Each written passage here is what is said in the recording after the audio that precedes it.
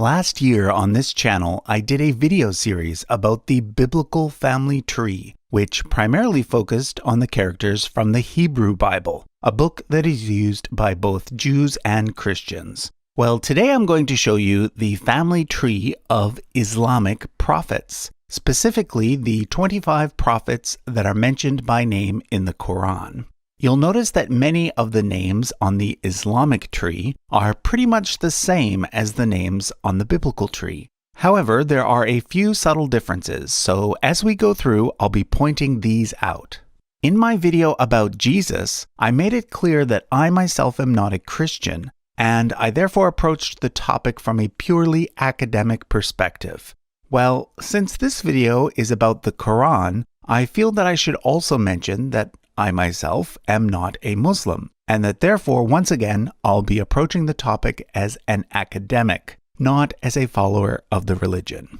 If you want to get a copy of either this poster or the poster about the biblical family tree, you can head over to our website, usefulcharts.com.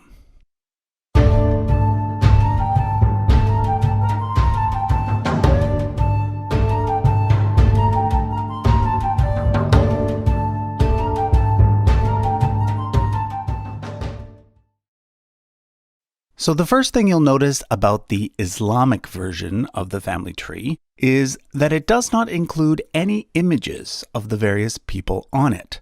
Most people are familiar with the fact that Muslims consider it offensive to draw or make any lifelike depiction of the Prophet Muhammad. Well, generally speaking, this rule applies to all of the Islamic prophets, not just to Muhammad. So that's why I've chosen to use icons made out of calligraphy instead. And by the way, the artwork was done by my good friend Siawish from the Islamic history channel Al Muqaddimah. So shout out to him for his great work. Like the biblical family tree, the Islamic version starts with Adam and Eve, the first man and first woman, although in Islam, Eve is usually called Hawa. Another major difference that I should point out is the fact that the 25 individuals highlighted on the Islamic chart are all considered to be prophets, whereas on the biblical chart, the word prophet is only used for certain individuals, such as Moses or Elijah. So for example, in Islam, Adam is seen as being a prophet, whereas in Judaism and Christianity, he is not. According to one Islamic tradition, Adam and Hawa had two sets of twins, a boy named Qabil, who had a twin sister named Iklimia, and a boy named Habil, who had a twin sister named Layuda. Those familiar with the Bible will recognize the two boys as being Cain and Abel. Anyhow, Adam arranged for Qabil to marry Habil's twin sister, and Habil to marry Qabil's twin sister. But as the story goes, Qabil got angry because he felt that his own twin sister was more attractive, and therefore he wanted to marry her instead. This, along with other reasons, eventually led to Qabil killing his younger brother Habil. Thus, the line continues through a third brother, known as Shaith or Seth. Now, in my video about the Bible's version of this tree, a lot of people asked, if Adam and Eve were the first humans, who did Seth marry? Well, according to the various Abrahamic traditions, Adam and Eve had many other children beyond those listed by name, and therefore Seth would presumably have married one of his sisters. But at this point, I should remind you that according to my own opinion, and the opinion of most professional historians today, when it comes to these very early stories, we are actually dealing with mythology, not real history, so we shouldn't interpret the details as being literal anyway. However, I also want to point out that viewing Adam and Eve as non-historical does not automatically make a person an atheist. I'm actually Jewish, and although I view most of the Bible as being myth and legend, I still find it to be a pretty important book. I know that many other Jews, as well as many Christians and Muslims, hold similar positions. But since this video is simply about the family tree, as traditionally understood by Islam, I won't go into the various scientific and theological debates. For now, let's just continue looking at the tree.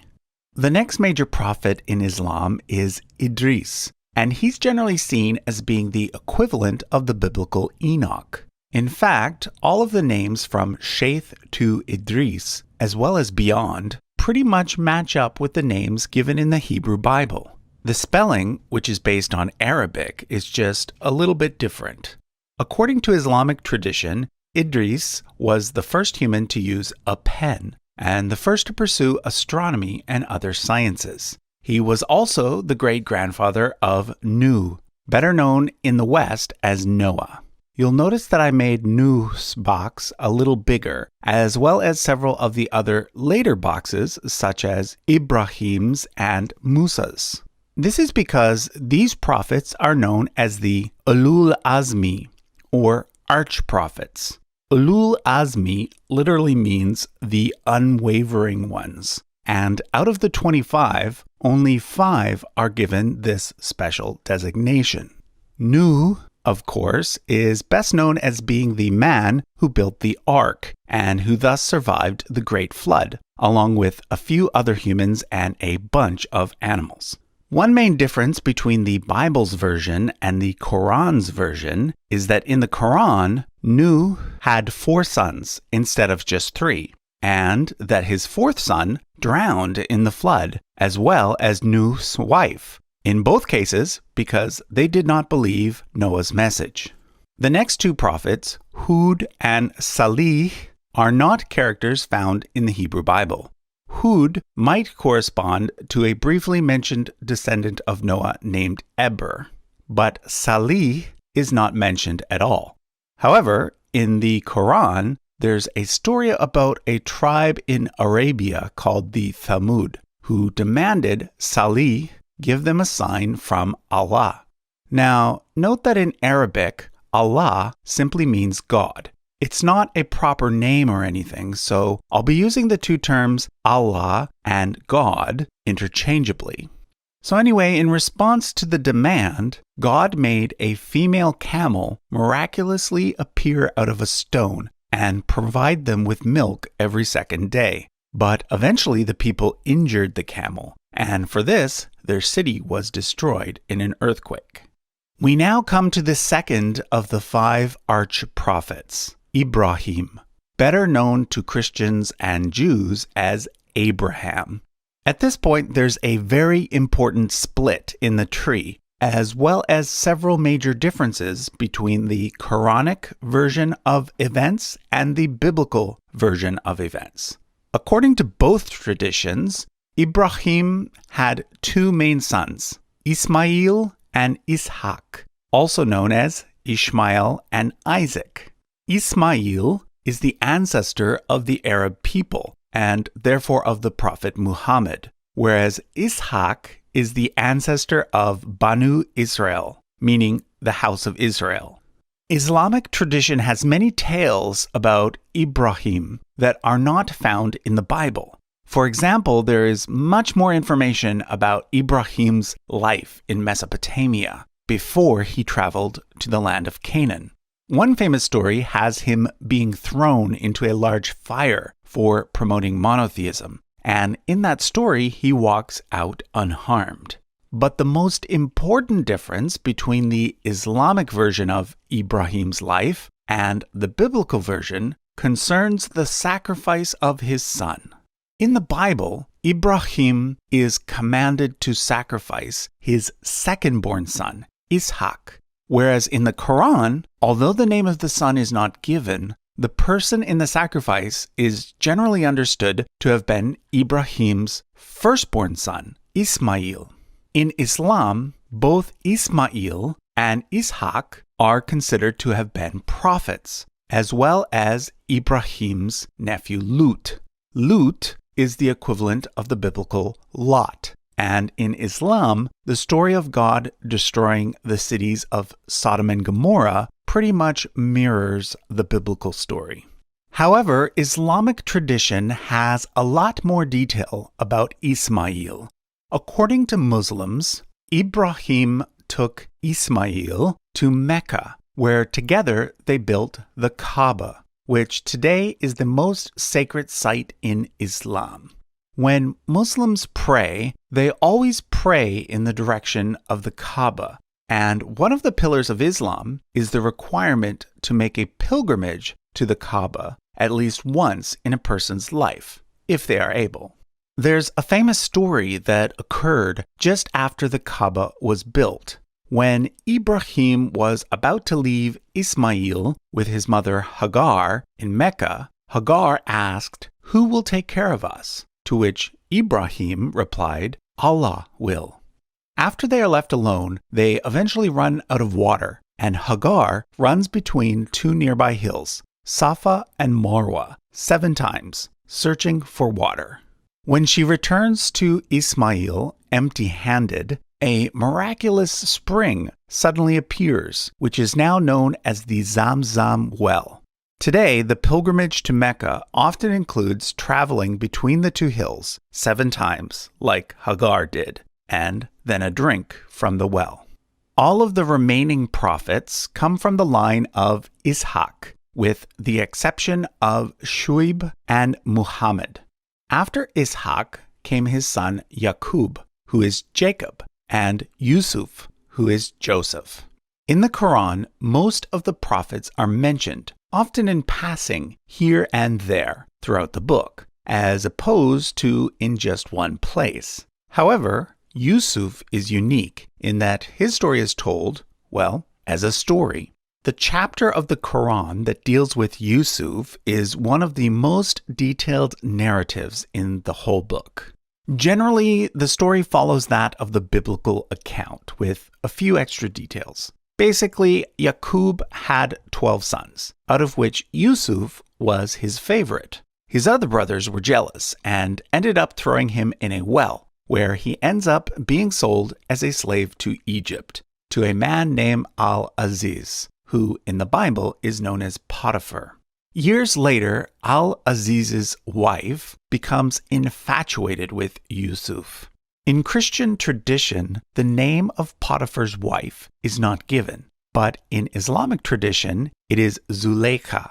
Because of Zuleika, Yusuf is eventually put in prison, where he ends up becoming known as a person who can interpret dreams.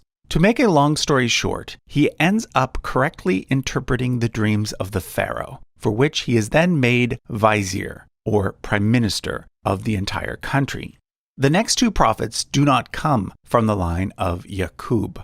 In Islam, Ayub, who is known as Job in the Bible, is thought to have been a descendant of Yaqub's brother Al-Alyas, aka Esau, whereas Shuaib is thought to have been a descendant of another son of Ibrahim, known as Madian. Interestingly, although Islam originated in Arabia, only 4 of the 25 prophets named in the Quran lived there. Shuaib is one of those 4, the others being Hud and Salih, who I mentioned earlier, and of course, Muhammad. I should also mention that although only 25 prophets are mentioned in the Quran, it is traditionally understood that there were about 124,000 prophets. So perhaps there were more in Arabia that were simply not mentioned. Anyhow, most scholars believe that Shuaib is the person who is called Jethro in the Hebrew Bible. He was a priest in the land of Midian, which is located next to the Sinai Peninsula, and it was his daughter Sephora, in Hebrew Zipporah, who became the wife of the next major prophet of Islam, Musa. Musa, better known in the English-speaking world as Moses, was the 3rd of the 5 Ulul Azmi, or arch-prophets. And in fact, his name is mentioned in the Quran more than any other prophet, showing up a total of 135 times. Musa and his brother Harun, known in English as Aaron, are primarily associated with the Exodus story. I won't go through that story in this video because most people are already familiar with it. And also, I'll be doing an entire episode on Moses next week. But I will mention that Musa is the first of 4 prophets to be associated with the giving of a holy book. Obviously, the Quran is the most holy book in Islam. However, there are 3 other books that Muslims consider to be holy, and all 3 of these are mentioned by name in the Quran itself. The first is the Tawrat, better known as the Torah, which was supposedly written down by Musa. Because of his association with the Torah, Musa, or Moses, is of course one of the most important prophets in Judaism, and is in fact generally considered to be the founder of the Jewish religion. Like I said, I'll be doing an entire episode on Moses next week, particularly looking at his potential existence from a historical perspective. So I won't say much about him now. Next, we come to the most mysterious of the 25 prophets, Dhu Kifl. In fact, some Muslim scholars do not consider this person to have been a prophet at all. He is only mentioned in the Quran twice, and there is no agreement on which Bible character, if any, he might correspond with. The leading theory is that he is the same person as the biblical prophet Ezekiel, but again, this is debated. The only thing we really know about him is that he preached in Babylon, and that his name means owner of the double. Next on the list are the only 2 individuals who, at the same time as being prophets, also held the title of king, Dawood and Suleiman. In English, David and Solomon. This father and son pair descend from a son of Yaqub named Yahuda, or Judah, whereas Musa and Harun come from a son named Lawi, or Levi. Like Musa, Dawood is associated with a specific holy book, in this case a book called the Zabur. Generally speaking, the Zabur is thought to correspond to the book of the Bible known as the Psalms. I'll also point out that Suleiman is a name that has been used by many Islamic monarchs over the centuries, most notably by the greatest of the Ottoman sultans, Suleiman the Magnificent. Next up comes the prophet Ilyas and his successor Ilyasa, both of whom are thought in Islamic tradition to be descendants of Harun, and who correspond to the biblical Elijah and Elisha. Like in the Bible, in Islam, Ilyas is said to have prophesied during the reign of an Israelite king named Ahab. If you watched my series on biblical genealogy, you'll know that Ahab is important in that he is one of the earliest characters in the Bible, and thus in Islamic tradition as well, for which we have indisputable evidence for in the archaeological record. In Islam, Ilyas is often associated with a figure called Khidr. Although he is not mentioned by name in the Quran, Khidr appears in the accounts of several prophets, most notably Ilyas. Who exactly Khidr was or is up for debate. Some see him as kind of an angel, whereas others see him as more of a saint. I should also mention that although Ilyas, or Elijah, isn't considered to be one of the arch-prophets in Islam, he is generally considered to be one of the 2 most important prophets in Judaism, the other being Moses. Okay, another prophet mentioned in the Quran is Yunus, who corresponds to the biblical Jonah, who was the prophet who got swallowed by a giant fish. We then come to Zachariah, Yahya, and Isa, all characters who appear in the Christian New Testament, not in the Hebrew Bible, which Christians call the Old Testament. Zachariah was a priest and was the father of Yahya, who in the New Testament is known as John the Baptist. According to the Quran, Zachariah's wife had a sister who was married to an elderly man named Imran. Imran was the father of Maryam, but then after Imran's death, Maryam came under the guardianship of her uncle Zachariah. Maryam is, of course, the woman better known to Christians as Mary. However, Maryam is also a very important figure in Islam. In fact, some Muslims, albeit a small minority, see Maryam herself as a prophet. Of course, even more well-known than Maryam is her son Isa, known to Christians as Jesus. In both Christianity and Islam, Mary is said to have given birth to Jesus as a virgin. However, according to Christians, Jesus did have a father, and that father was God. But according to Islam, Isa simply did not have a father. So for Muslims, Isa is not the Son of God. He is, however, considered to be the Messiah and one of the 5 arch-prophets. He is said to have received the 3rd of the 4 holy books of Islam, a book called Injil. Injil means gospel, and Muslims believe that there was once an original gospel revealed to Isa, but now lost, upon which the 4 surviving New Testament gospels were based.